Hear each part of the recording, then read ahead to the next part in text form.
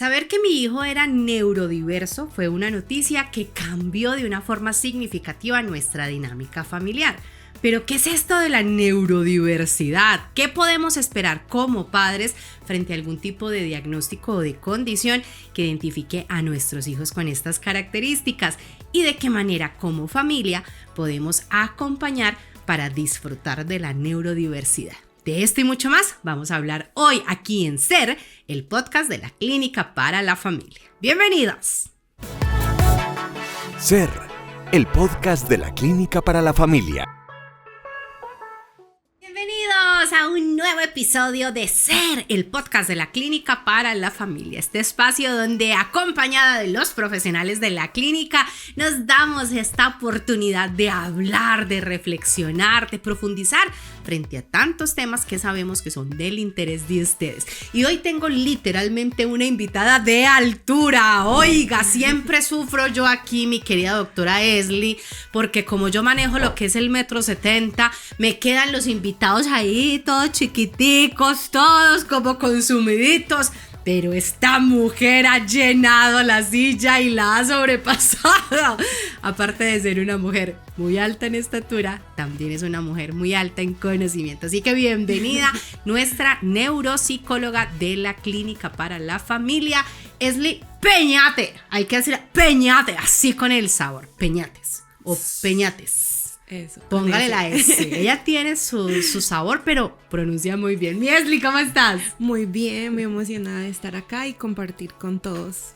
Y con un tema, oiga, señor tema. Sí. Vamos a hablar hoy de neurodiversidad. Entonces, bueno, sin más preámbulo, mi querida Esli, vamos a profundizar en este tema porque se ha popularizado mucho. De hecho, el título, a pesar de que es algo de lo que se viene trabajando hace muchísimos años, pero cada vez hemos encontrado unas formas mucho más respetuosas de acercarnos a la diversidad y de poder acompañarla de esa manera. Entonces, arranquemos por ahí. Cuando hablamos de un niño, una niña, un joven, incluso un adulto neurodivergente o neurodiverso, ¿a qué hacemos referencia?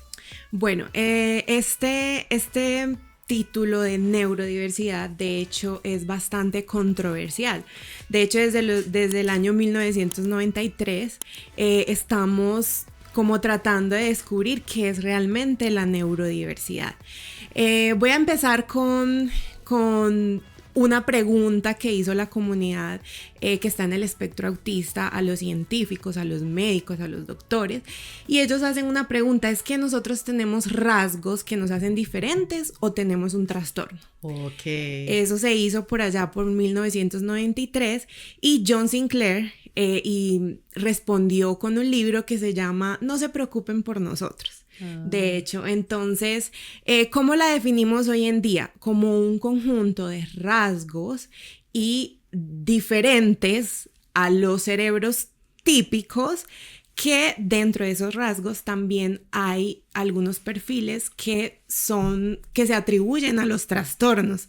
Entonces, respondiendo a esa comunidad científica, el modelo más acertado es el de Ari Niemann, que dice: ok, listo, vamos a tratarlos como neurodiversos, y también la neurodiversidad hace referencia a los trastornos del neurodesarrollo.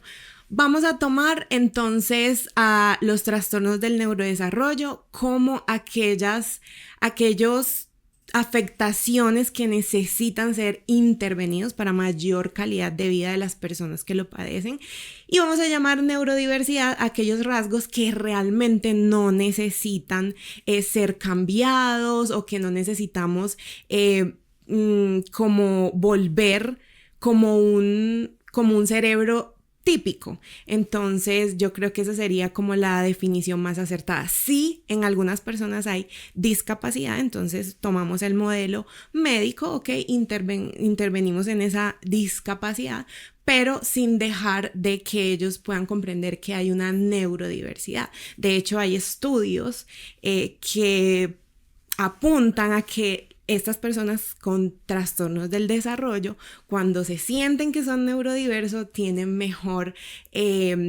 una mejor actitud frente a la vida, hay una mejor identidad, autoestima, claro, y son capaces de muchas cosas. Y pues si ya desde el paradigma médico, pues vamos a intervenir lo que está funcionando mal. Y que sea necesario intervenir. De hecho, Esli, no, téngalo ahí, ventarrón, que eso está muy bueno y soltaste muchas cosas ahí muy importantes.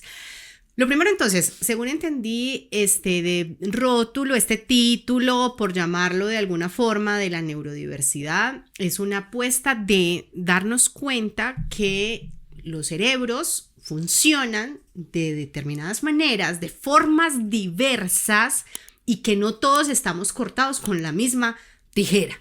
Entonces, hablamos de cerebros neurotípicos y de cerebros neurodiversos. Entonces, cerebros neurotípicos serían como los que tienen un funcionamiento acorde con la gran mayoría o el mayor nivel poblacional, y un cerebro neurodiverso podría ser un cerebro con unas características que se salen de esa métrica, por colocarlo en unas palabras así castizas. Sí, de hecho, cuando hablamos de neurodiversos y neurotípicos, pues los neurotípicos hacen parte de una estadística, ¿cierto? Cómo somos la mayoría de las personas, cosas que podemos hacer y cómo está conectado nuestro cerebro. Cuando hablamos de neurodiversidad, entonces imaginémonos un cerebro con unas conexiones de vías diferentes, pero igual se conectan, pero hay una conexión diferente y eso logra que se exprese en el día a día de una manera diferente y que vean el mundo de otra manera distinta.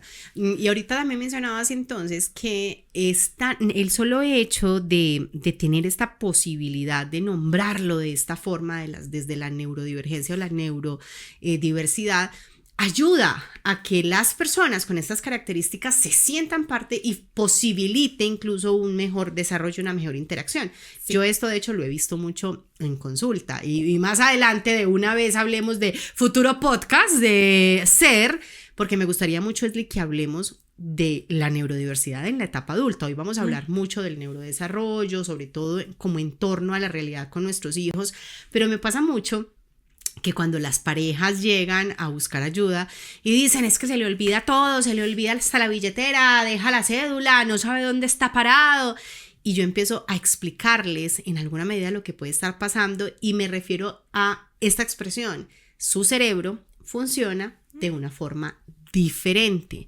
y no por el hecho de que funcione de una forma diferente quiere decir que sea mejor, que sea peor, es diferente. Entonces eso me encanta. Entonces, bueno, muy bien. Venga pues, mi querida Esli, para que tengamos esta conversación tú y yo aquí de manera muy profunda, porque de hecho este tema me apasiona. Pues hace unos meses, incluso diría yo ya un año, como familia recibimos un posible diagnóstico de neurodiversidad de nuestro hijo mayor, que comenzó con ciertas conductas, con ciertos comportamientos que como papás pues nos prendieron como las alertas y que nos llevaron a buscar ayuda, a levantar la mano y a decir: por favor, acompáñennos para saber cómo llevar a cabo este proceso con nuestro hijo. Y apareció en medio de todo esto, que es sumamente factible, probable, igual todavía está muy pequeñito, pero que tiene muchos rasgos que ya empiezan como a darnos señales de que nuestro hijo tenga un trastorno por déficit de atención con hiperactividad, de predominio impulsivo. Esto entonces nos llevó a sintonizarnos con el asunto de la neurodiversidad.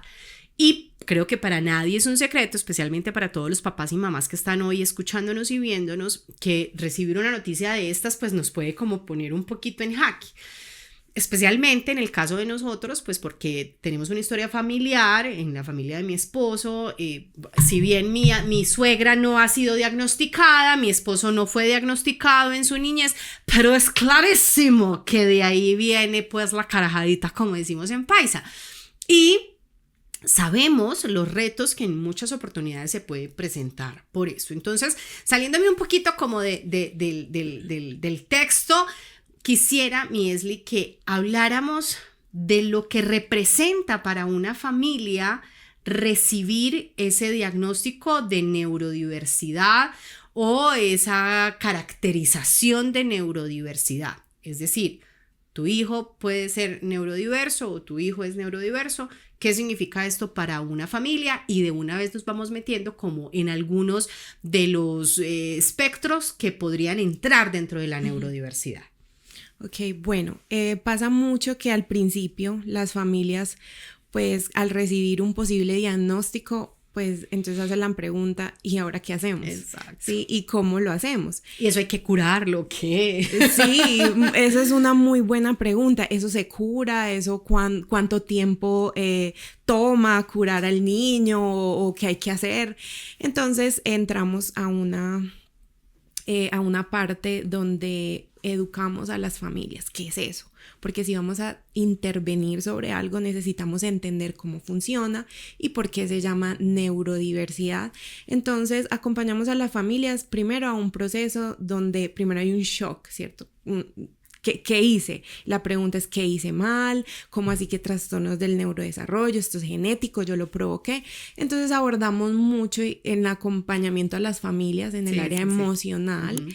Y luego pues sí entramos en materias. Entonces estos trastornos del neurodesarrollo no son enfermedades que se curan, sino que necesitamos enseñar a las familias y también al individuo que lo padece o al individuo neurodiverso a cómo vivir con esta condición. Y de hecho muchos de los métodos son de compensación. Listo, si yo tengo una alteración en la atención, no significa que no pueda hacer las mismas cosas. Correcto. Sino puedo hacer las mismas cosas pero en tiempos diferentes. Y tal vez con estrategias diferentes. Exactamente. Entonces para las familias es un viaje de aprendizaje y de modificación del entorno familiar, porque la intervención respetuosa en los trastornos del neurodesarrollo tiene como finalidad responder a la necesidad única de ese niño,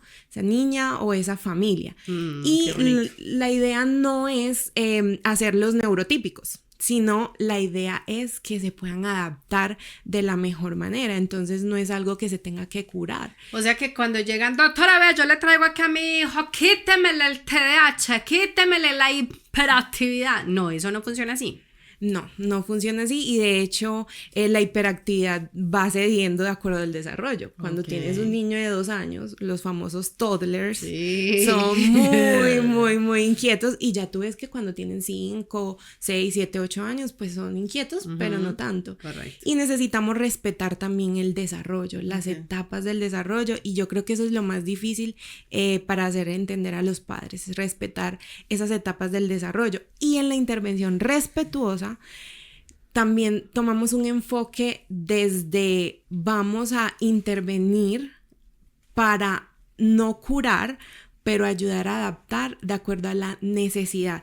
Y no se puede dar 100% la responsabilidad de esa adaptación al niño, a esa persona, sino que debe haber una inclusión desde la familia y desde la sociedad. Colegio, familia extendida, porque a veces los otros familiares no entienden por qué el niño es tan inquieto, o por qué no saludó, o por qué no sonrió. Y usted que le permite, y usted que lo deja hacer todo. Qué bonito eso. Bueno, tengo 2 cosas frente a esto.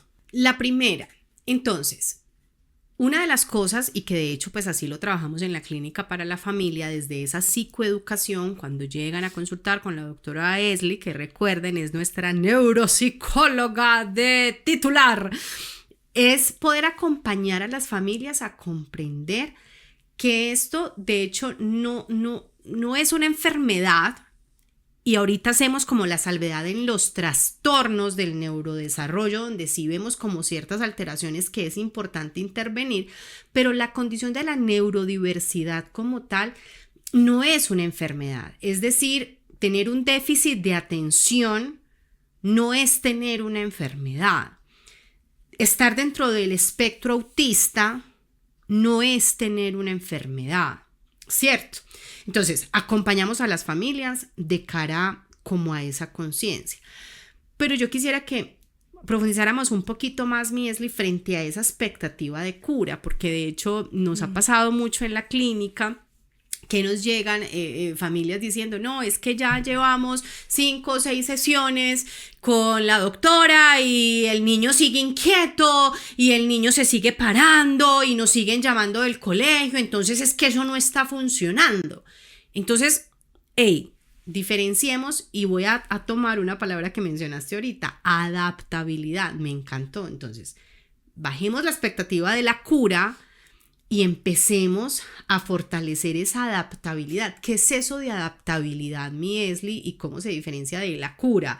¿Y cómo podemos entonces buscar y tener como objetivo terapéutico frente a la neurodiversidad que nuestros niños, niñas, adolescentes, incluso los adultos, podamos tener una mejor adaptabilidad, una mejor adaptación a nuestro entorno?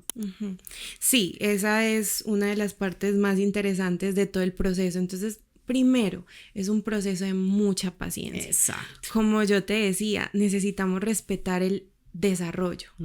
Todos los niños no son iguales, los entornos no son iguales, la presencia de los padres no es igual, y pues ahí pues no se trata de juzgar, sino de las posibilidades de los padres. Claro. Entonces todo eso va a depender, y cada niño es individual y viene con una carga genética totalmente individual. Entonces, cuando hablo de adaptabilidad, hablo de esa flexibilidad que le podemos entregar al niño para resolver cualquier problema o cualquier situación a que se enfrente en su vida cotidiana. Entonces podemos también hablar de la funcionalidad. Sí, entonces, a ver, ¿qué funciona para mí ante esta situación? Ante, no sé, me es difícil rendir en un examen en el colegio porque son 1 hora y yo 1 hora no me puedo enfocar. Ok, ¿cómo me voy a adaptar? ¿Cómo voy a hacerlo funcional? Entonces aquí es donde se involucra también a la institución educativa, a los padres. Claro. Entonces necesitamos desarrollar una conciencia donde haya inclusión, pero no desde la inclusión solamente desde lo teórico. Exacto. Ay, ya el niño tiene TDAH, vamos a entenderlo, o el niño está en el espectro autista, y sí, entendámoslo. Ok, pero ¿cómo voy a ayudar a que se adapte al entorno escolar? Exacto. ¿Cómo voy a ayudar a que se adapte a esa cotidianidad?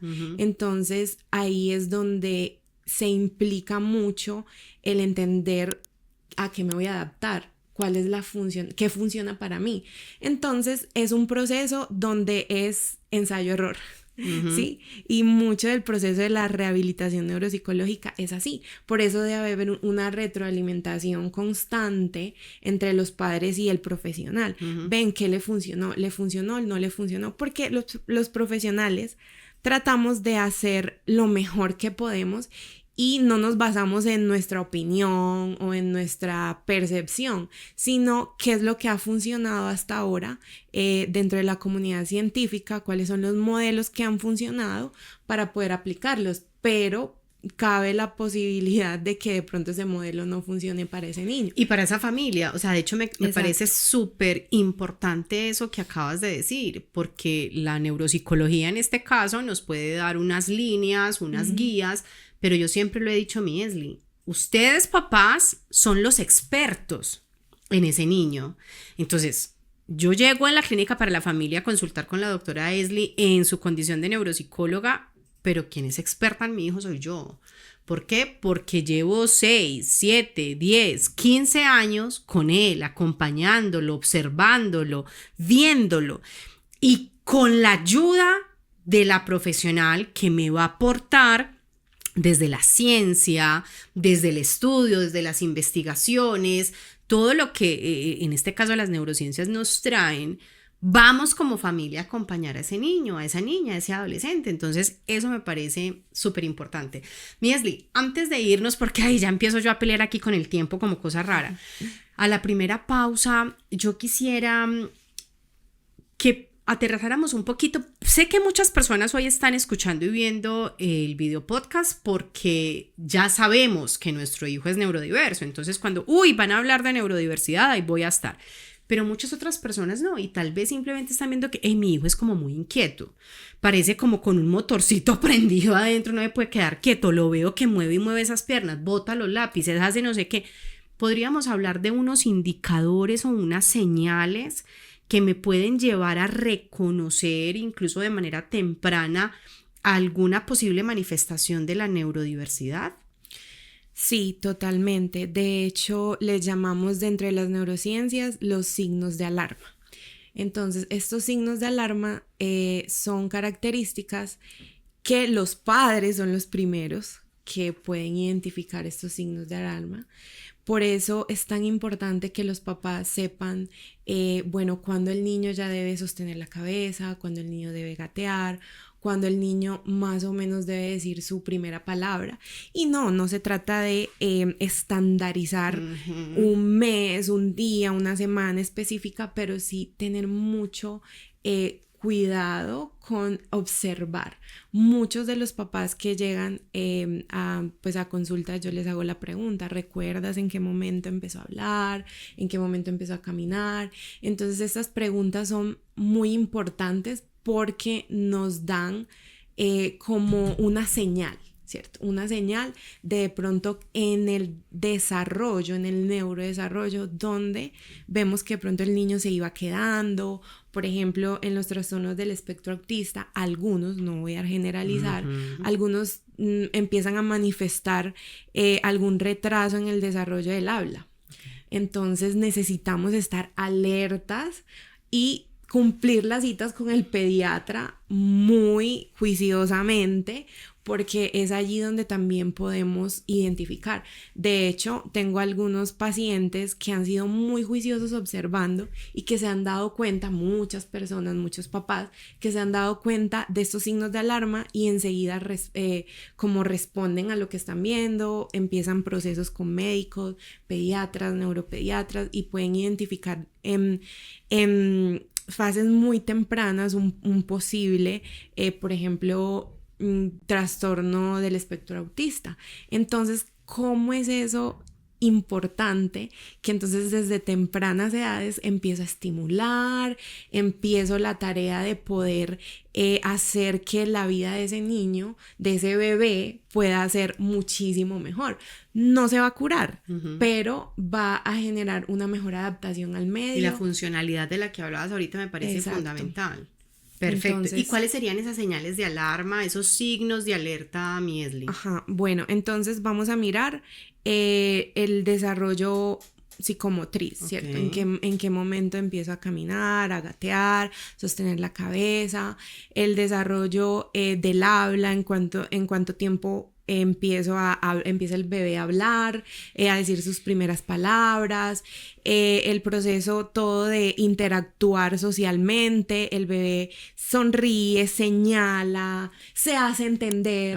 El desarrollo de la comunicación es muy interesante, pero cuando vemos que esto no va acorde a los meses o a la edad, es momento de consultar. Entonces, el desarrollo psicomotriz, el desarrollo del habla, el desarrollo pues motriz, de pronto agarrar objetos, parecen algo como tan insignificante, bueno, como el bebé hace lo que puede, pero hay ciertas cosas que ya un bebé a los 2 años, al año, ya debe hacer, ¿cierto? De algún grado de comunicación debe tener. Entonces, sobre todo estas alarmas, no solamente de pronto en los primeros 2 años de vida, sino 4, 5, 6 años.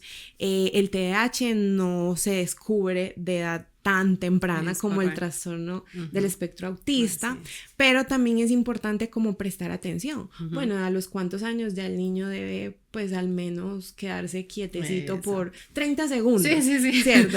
Entonces ya vemos acá, entonces una alteración es que el problema del TDAH no es tanto que no se quede quieto, el problema es que no puede contenerse, que no puede autorregularse. Exactamente. Un bebé de 1 año es súper desregulado emocionalmente, pero ya cuando tenemos, 6, 8 años, algo de autorregulación debemos haber ganado. Es correcto. Entonces es importante observar el desarrollo. A propósito, precisamente Miesli, pues porque obviamente tengo que aprovechar aquí la consulta con la profesional. A propósito del TDAH específicamente, trastorno por déficit de atención con o sin hiperactividad, porque de hecho se traslapa mucho porque dicen, no, mi hijo no es inquieto, ¿no? Pero elevado. probablemente tenga un TDAH, o sea, probablemente no, hay un indicador que puede darse. El asunto de la inquietud, porque sabemos que los niños corren, que los niños juegan, que los niños son movimiento, que están en esta constante necesidad de moverse y que de hecho es importante para su estructuración a nivel psicológico, hasta cognitivo y motriz, pero ¿hay algún diferencial que pueda llevar a los papás a decir, uy, no, o sea, esto es otro nivel, o efectivamente lo que mi hijo requiere como de una evaluación, como algún indicador es de que los papás podamos tener que nos lleven a decir, llamo a la clínica para la familia y pido cita con la doctora Esli? Bueno, quisiera tener específicamente ese indicador, pero yo pienso que hoy día hacer caso a esa como intuición de padres, ¿cierto? Está bien, pueden ir, he tenido que evaluar varios niños donde parece un TDAH, pero al final no lo es. Entonces, ok, listo, estamos tranquilos, ya entendimos, a veces son las pautas de crianza. Exacto. Pero es mucho más difícil cuando desde pronto la intuición tratamos de diferenciar o diagnosticar. Entonces siempre es bueno decir, listo, estoy cansado, no sé qué hacer, voy a ir a consultar. Si es para confirmar o es para descartar. Es correcto. Entonces no tenemos hoy día esas tecnologías para saber cuándo haga esto, entonces ya tiene este trastorno. No, pero lo mejor siempre va a ser consultar. No pasa nada si de pronto al final no tiene nada. Correcto. Entonces muchas veces evitamos porque ¿será que sí? ¿Será que no? Ay, no. Yo creo que no. Entonces hay que prestar atención. Listo. ¿A qué estrategias has utilizado? Si no te ha funcionado, y ser muy sinceros, me quedé sin estrategias. Exacto. Me quedé sin recursos. Me quedé sin energía. Exacto, sí. Esa es muy importante. Ya he tomado muchos suplementos, sí, ya estoy durmiendo bien, pero me quedo sin energía. Sí. Entonces está bien consultar en ese momento que ustedes digan, necesito ayuda.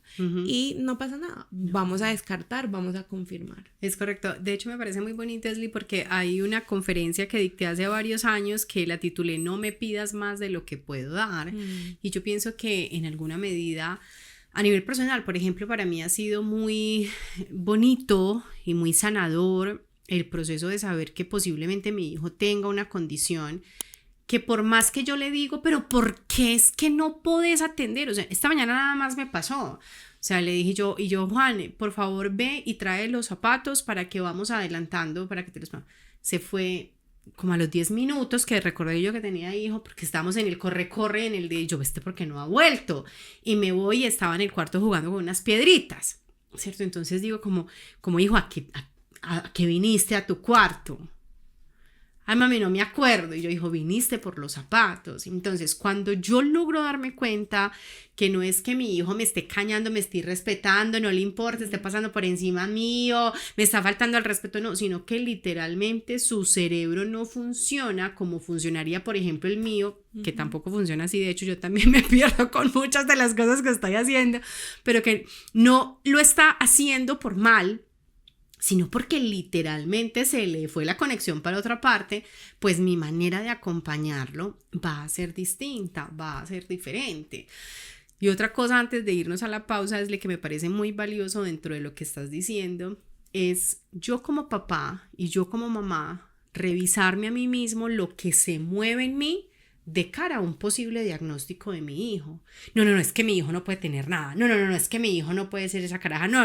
Por ejemplo, el dolor frente al trastorno del espectro autista es importante, porque entonces mi hijo pues un retardado, pues, entonces mi hijo eso no sé qué, y utilizando todavía esas expresiones tan peyorativas, tan lesivas, pero que tienen que ver con el imaginario, con el prejuicio que yo puedo llegar a tener. Entonces, es un ejercicio también muy bonito que yo como papá, que yo como mamá me cuestione frente a esa predisposición que tal vez es mía y poder comprender finalmente, y aquí pues ustedes saben que yo no me puedo escindir de la parte espiritual, que Dios es perfecto y que si este hijo llegó a nuestra vida y llegó a nuestra familia, es porque Dios tenía un propósito a través de esto, con todo y neurodiversidad, con todo y espectro autista, con todo y TDAH, ya me voy a poner a chillar. ¿Es así?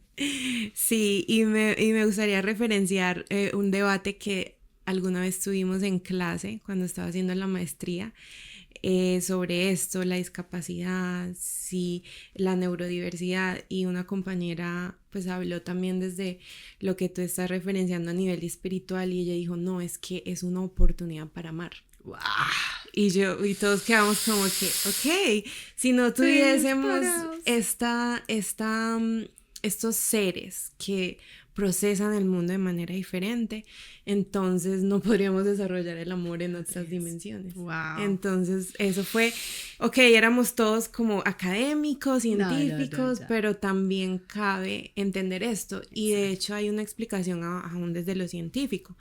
Hay problemas que los neurotípicos no han podido resolver, sino hay problemas que los neurodiversos entran a la escena y son capaces de resolver. Entonces, pues el propósito de Dios también se cumple desde allí. ¡Ah, qué bonito! Bueno, eso está muy bueno. Vamos a hacer una pausa muy chiquitita para contarles acerca de todo lo que tenemos en la Clínica para la Familia para ustedes, entre ellos el servicio de neuropsicología con la doctora Esli, y regresamos para profundizar con más de esto. Y sobre todo, para que nos des herramientas, mi Esli, porque ya que sabemos medianamente qué es la neurodiversidad, necesitamos capacitarnos para ser padres y madres que puedan, de una manera respetuosa, acompañar a sus hijos. Ya regresamos. ¿Te gustaría transformar las heridas más profundas de tu historia en tus más grandes oportunidades de crecimiento? Déjanos acompañarte a lograrlo. Sanar para Amar es una experiencia terapéutica de 3 meses de duración, donde durante 12 sesiones te acompañaremos a entrar en contacto con tu historia, a abrazar a tu niño interior, a perdonar a aquellos que te hicieron daño, a reconocer tus trampas vitales y resignificarlas en tu presente, a fortalecer tu autoconcepto y, como resultado, a llenarte de habilidades para amar y vivir bien y cada vez mejor. Esta es la respuesta que tu alma tanto ha estado anhelando. Te esperamos en Sanar para Amar. Escríbenos para enviarte toda la información.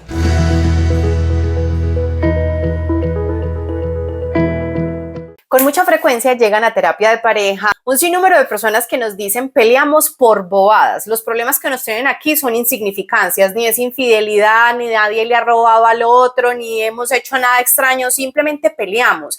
Peleamos porque ella me dice, ve y tráeme esto a la tienda, y yo le contesto, ¿y por qué no vas vos? Peleamos porque nos desautorizamos delante de nuestros hijos, pues yo le dije una cosa y ella piensa que puede venir a decir otra. Peleamos porque le hago una pregunta, ¿cómo estás? ¿Cuánto te demoras? Y esto ya se convierte en un disparador enorme.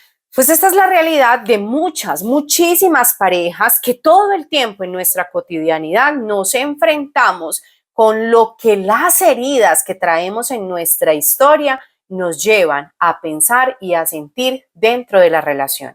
El problema no es que tu pareja te pida un favor. El problema es que quizá para ti eso significa que está pasando por encima tuyo. El problema no es que el otro le dé un comando diferente a tus hijos, siendo eso un problema en sí mismo. El problema verdaderamente radica en que te sientes desautorizado, en que te percibes subvalorado por el otro, y eso activa tus defensas. ¿Hasta cuándo? Hasta que nos decidamos a sanar las heridas que no nos permiten amar. Y curiosamente, una excelente manera para lograrlo es a través del amor mismo. Por esto llega Amar para Sanar, una apuesta para llevar tu relación de pareja a través de la psicología y la espiritualidad a otro nivel. Permítenos acompañarlos durante un fin de semana a pasar de las heridas del alma a la plenitud del amor. Pídeme más información en comentarios o escríbeme ya mismo a la línea WhatsApp +57 350 461 3906 y cuanto antes te responderemos. Amar para Sanar. Regresamos Regresamos aquí a hacer el podcast de la Clínica para la Familia. Hoy hablando de un tema sencillamente apasionante. Esos trastornos de la neurodiversidad. Mi hijo es neurodiverso. ¿Cómo acompañarlo? ¿De qué manera acompañarlo? Y pues para eso estamos aquí con nuestra neuropsicóloga de la Clínica para la Familia, la doctora Esli Peñates. Mi Esli, ya entonces hemos entendido un poquito, porque esto es un tema sumamente profundo, inagotable, diría incluso yo, pero lo que es la neurodiversidad, algunas señales que pueden llegar a presentarse, que nos prenden indicadores pues como importantes y significativos, pero quisiera que dedicáramos estos últimos minutos a darle herramientas a los padres, a las madres, que tal vez hemos ya recibido un diagnóstico de neurodiversidad hacia nuestros hijos, para que podamos acompañarlos de una manera respetuosa. Entonces, ¿cómo se daría ese acompañamiento? Ya sé que mi hijo tiene un déficit de atención, ya sé que mi hijo está dentro del espectro autista, tiene una disgrafia, dislexia, discalculia, no sé qué, todas las que existen. Estamos frente a un trastorno del aprendizaje, estamos frente a una condición. ¿Cómo lo acompaño? ¿Y cómo lo acompaño respetuosamente? Bueno, ahí sí me pusiste una pregunta muy difícil, porque como es tan abierta, sí. Pero yo pienso que lo primero que debemos hacer es ponernos muy juiciosos en manejar el trastorno. Y enseñarle al niño a que lo maneje. Sí, muchas veces hasta les ocultamos esos diagnósticos, sí, para que no se sienta mal, pero bajo esta sombrilla de la neurodiversidad, la idea es... Está dando una papaya ahí, doctora. La idea es que ellos se puedan sentir más incluidos. Exacto. Entonces, yo soy neurodiverso, necesito como ser experto en mi cerebro, ¿sí? Necesito construir las estrategias por compensación que mejor funcionen para mí, y necesito apropiarme de lo que funciona para mí. Entonces eso siempre se logra desde lo que transmiten los padres. Entonces, ser muy estudiosos. Me he encontrado con padres muy estudiosos, bonito, sí. Que son responsables en entender y van a consulta con muchas preguntas. Entonces, yo podría dar el consejo, primero, estudiar mucho. Perfecto. ¿Sí? Para manejarlo, tener respuestas frente a de pronto aquellas... no sé, como frente a la sociedad y aquellas preguntas o señalamientos aún prejuicios que se van a encontrar. Sí, dar respuestas asertivas frente a esto. Entonces, entender que pues no es algo que me condena a una vida de fracasos, sino que hay que dominarlo, ¿sí? Entonces, creo que esa sería la primera parte. Segundo, para los papás, cuando nos enfrentamos a un diagnóstico, también nos remueve muchas bases. Mucho. Nos que es como un terremoto interior donde vamos a estar de frente con aún nuestras luchas. Manejo de emociones. Es correcto. Patrones emocionales, comportamentales, creencias, ¿sí?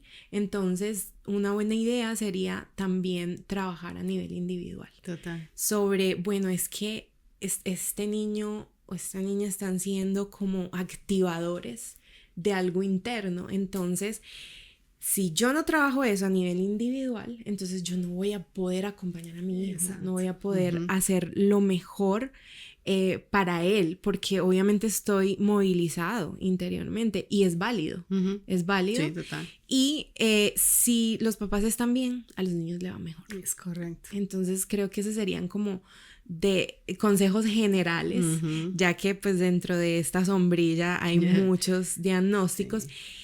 Y tercero sería también ser muy pacientes, responsables, y hay que invertir. No solamente cuando hablamos de inversión, no hablamos de lo económico, sino de energías, citas, preguntar, consultar, y bueno, también invertir en lo económico, pero no verlo como desde ahora esto es un gasto. No, es que si yo invierto en edades tempranas, yo voy a poder tener mejores resultados. Paciencia, trabajar de la mano con los profesionales y pregunte todo lo que tengan que preguntar. Exacto. De hecho, es muy bonito escucharte porque mientras tú hablas, yo pienso en todas estas familias que tenemos el privilegio de acompañar en la Clínica para la Familia y pues, entre otras cosas, me siento muy agradecida con Dios y muy orgullosa de saber que podemos ofrecer un acompañamiento muy integral porque pues existen muchos centros de neuropsicología, muchos profesionales muy expertos, pero pienso que el componente humano y ese componente sistémico que aportamos desde la clínica de entender que es la familia la que necesita ser acompañada es algo muy, muy bonito. Y tocabas dos fibras importantes y en eso pues me quiero tomar la palabra un momentito, Miesli, para contarte pues un poquito también como desde mi experiencia personal. El tema de la neurodiversidad con Juan de cara al trastorno de déficit de atención ha sido algo que si bien me ha retado, pero no me ha movilizado tanto.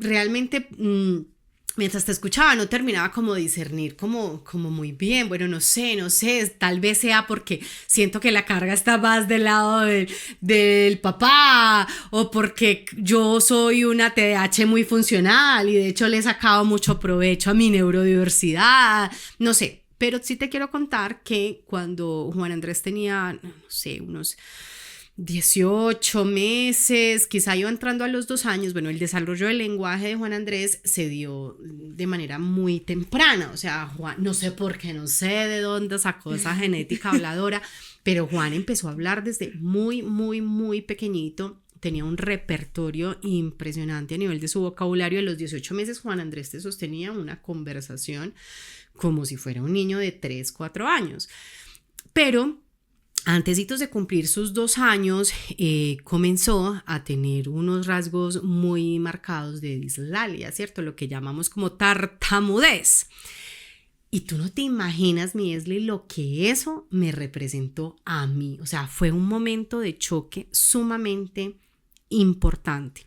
Yo empecé a hacerme consciente porque de verdad que me impactó. Entonces cuando empecé ya le veía su carita y toda la fuerza que hacía para hablar, las expresiones a nivel motor, y yo iba haciendo como mi checklist de todos los indicadores y eso me movilizó enormemente. Y a través de mi proceso personal pude darme cuenta que este era un aspecto que a mí me tocaba profundamente por varias razones. La primera, porque en el proceso de mi desarrollo emocional, en medio de todos mis vacíos, de mis ausencias, de mis dolores, yo encontré un salvavidas para mi empobrecida autoestima en desarrollo.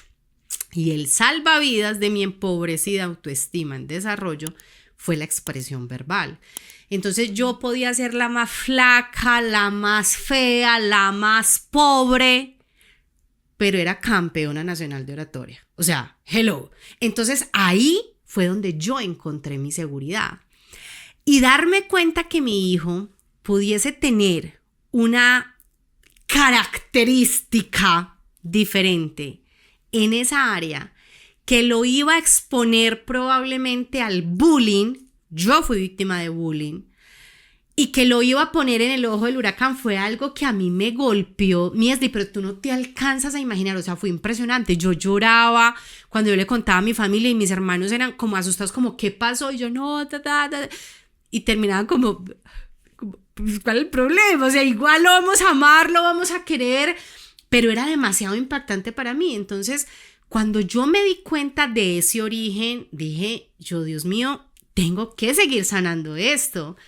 Y tú, en tu infinito amor y en tu infinita misericordia, me has enviado esto para hacerme consciente. Dios, que es Dios y que sabe cómo hace todas las cosas y todas las hace bien, permitió que el día que fuimos a la consulta con el neuropsicólogo, o sea, nosotros pedimos la cita con el neuropsicólogo, yo ya tenía videos, yo ya tenía evidencia, yo ya había hecho seguimiento, cuál es la frecuencia en la que se presenta, le tenía todo el informe al neuro.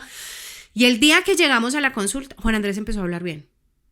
O sea, fue una cosa súper loca. Llegamos a la consulta y el doctor lo veía, teta, y le decía, wow, como tienes el léxico de nutrido, no sé qué, teta, y nunca jamás volvió a tartamudear. O sea, mírame pues de esas cosas, pero esta historia se las cuento ¿por qué? Por el impacto emocional que eso tuvo en mí. Entonces, por eso resueno tantísimo, Miesli, con eso que acabas de decir. Como papás, como mamás, entremos en contacto con lo que esto que mi hijo está viviendo me representa a mí, porque ahí hay una oportunidad muy grande de crecimiento. Sí, y por eso es que mi ánimo está en poder también atender esa Exacto, parte. y esa familia toda. Todo porque va a determinar también esa motivación que yo quiero, pues para atender, solucionar y acompañar. Qué bonito. Bueno, y lo otro, Miesli, para ya ir pues como yo sufro aquí con este tiempo, ir condensando, es, listo, no solamente son los niños, las niñas, los adolescentes, Sí. sino que a veces incluso mi hijo lo que está es reflejándome una condición que yo ya tengo, pero yo no fui diagnosticado, pero yo no conocía esto, y se genera ahí como un efecto espejo importante. Esto es, de entrada lo sé, tema para otro podcast, Sí. pero ¿cómo afecta esa neurodiversidad o cómo se manifestaría esa neurodiversidad en la etapa adulta? Y si yo soy un adulto neurodiverso que no lo sabía y llega mi hijo neurodiverso, que porque el colegio lo mandó a una evaluación y nos dimos cuenta, o porque ya nos quedamos, o porque yo fui criado a los golpes y ahí sobreviví, pero yo no quiero golpear a mi hijo, pero ya no me lo aguanto, no sé qué hacer con él, pero me doy cuenta que eso está en mí, la neurodiversidad en la etapa adulta, Miesli. Bueno, esto es un tema muy importante y hoy día se está presentando mucho de que adultos vienen 30, 40 años y recién los están diagnosticando con un trastorno del espectro autista, un TDAH, después que han pasado tantas dificultades en la vida y han sufrido en silencio, porque eso es lo que sucede. Entonces, muchas veces se nos pasan estos adultos hoy día que son neurodiversos porque tienen una capacidad de adaptación muy grande y son altamente funcionales.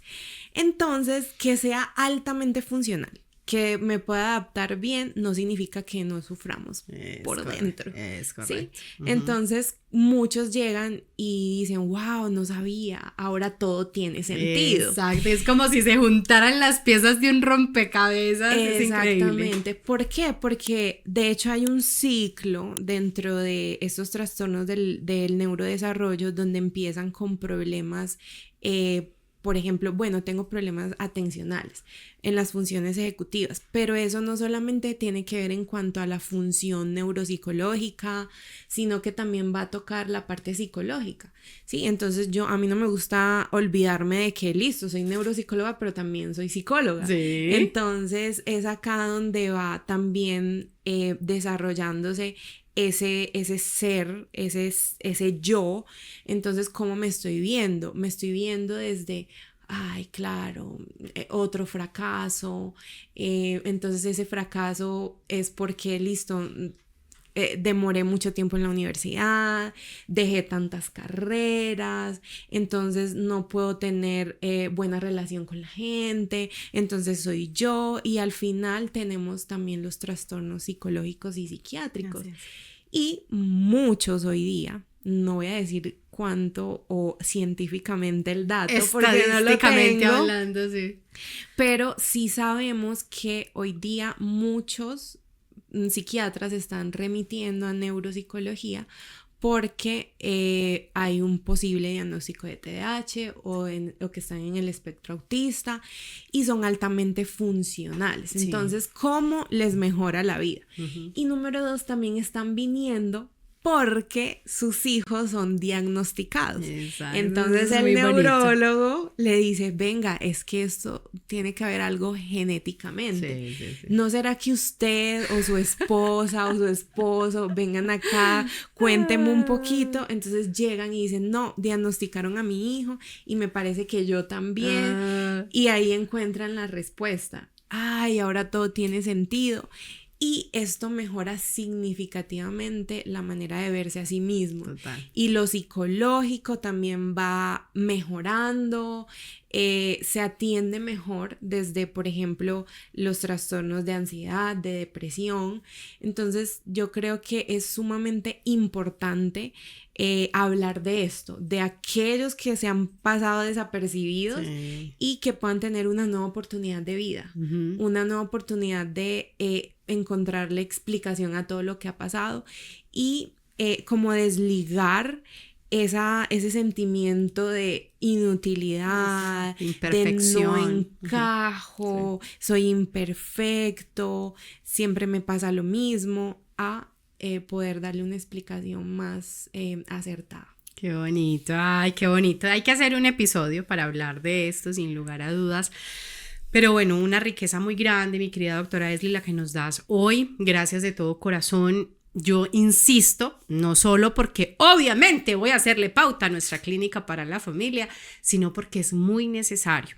Si como familia nos estamos quedando sin recurso, tú lo diste y me parece que es la pauta como más certera, siento que ya no tengo cómo. No sé cómo, y no quiero violentar a mis hijos, y no quiero hacerles daño, y no quiero repetir esa historia que tal vez se vivió conmigo.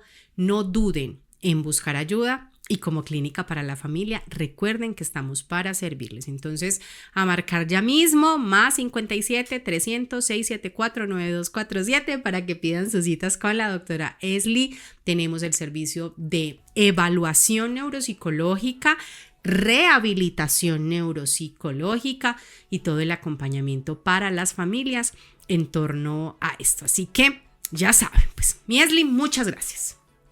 Con muchísimo gusto y espero estar de vuelta por acá. Pero por supuesto, ya queda cordialmente invitada para que hablemos de la neurodiversidad en la etapa adulta. Especialmente quiero que hagamos un podcast que se llama Auxilio. Mi esposo, mi esposa, mi pareja es TDAH. ¿Cómo sobrevivir sin estrangularlo? Sé que vamos a tener muchos usuarios conectados con ese podcast. Y a todos ustedes, gracias de verdad por hacer parte de este ejercicio que con tanto amor hacemos desde la Clínica para la Familia para ustedes. Les recuerdo la importancia de que se suscriban a nuestro canal, que activen la campanita para que sean notificados cuando tengamos un nuevo video para ustedes y que nos sigan a través de nuestras redes sociales. Aquí estaremos entonces de vuelta en un próximo episodio de Ser, el podcast de la Clínica para la Familia. Ser, el podcast de la Clínica para la Familia.